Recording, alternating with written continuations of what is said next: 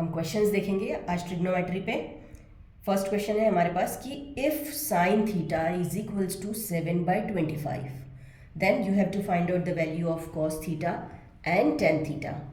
ठीक, आपके पास साइन की वैल्यू दी हुई है, आपको कॉस और टेन ढूंढना है। कभी भी स्टूडेंट्स ये बात याद रखो, दिए हुए क्वेश्चन में दो ही चीज़ें इंपॉर्टेंट है, एक जो दिया है आपको और दूसरा जो आपको ढूंढना है।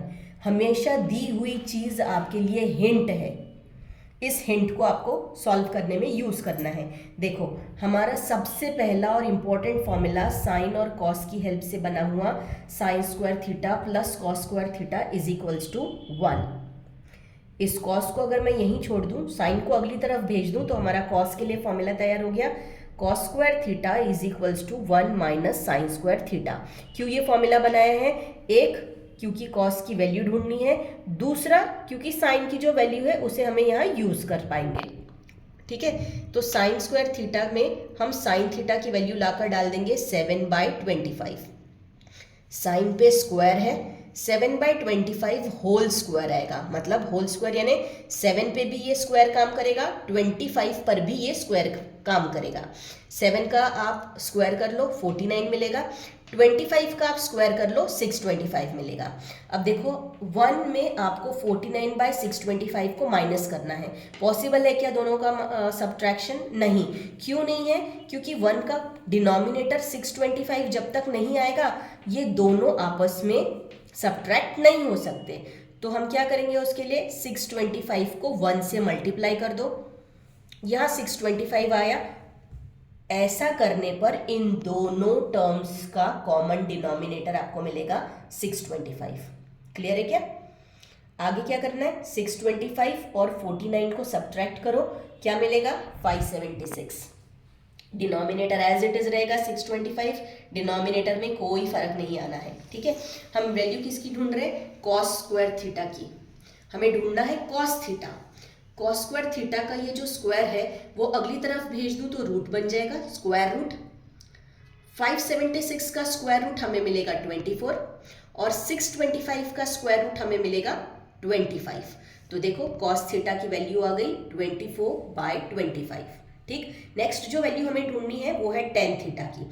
हम जानते हैं कि tan theta is equals to sine theta by cos theta.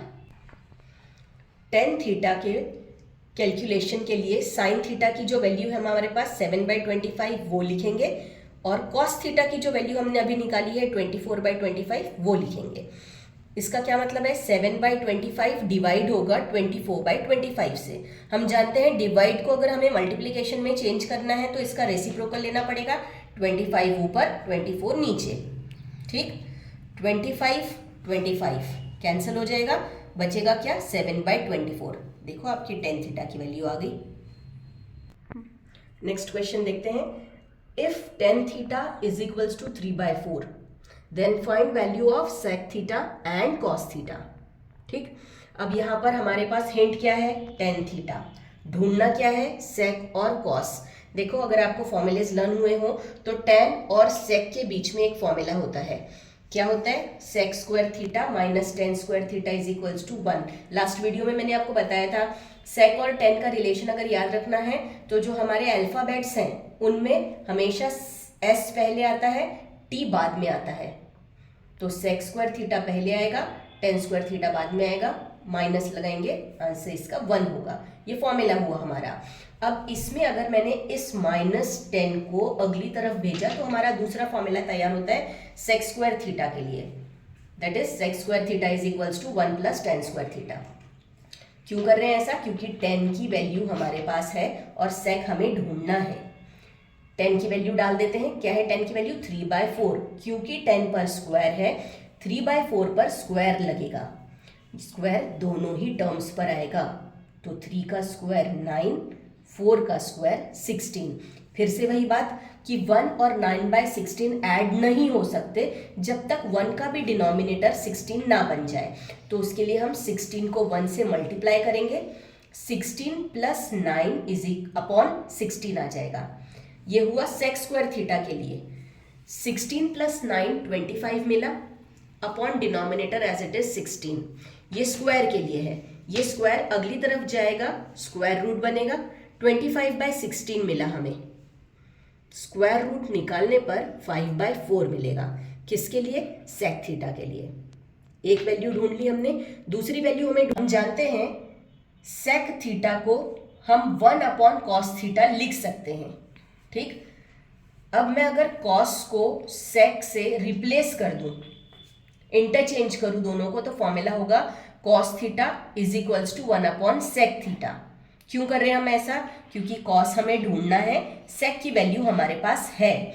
Cos theta is equals to 1/5/4। Sec theta की वैल्यू डाली मैंने 5/4 जो हमने अभी ढूंढी है। 4 ऊपर आ जाएगा, हमारा कॉस थीटा जो है वो हमें मिल जाएगा 4/5। अब ये 4 ऊपर कैसे आया?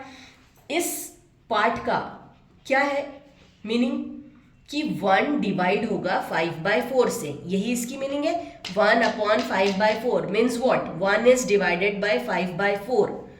अब 1 अगर 5/4 से डिवाइड करना है तो हम जानते हैं इसे मल्टीप्लीकेशन में बदलने के लिए हमें इसका रेसिप्रोकल लेना है। 4 ऊपर भेजेंगे, 5 नीचे डाल देंगे। 1 × 4 is 4/5 is as it is. आ गया कॉस थीटा की वैल्यू 4/5। Thank you.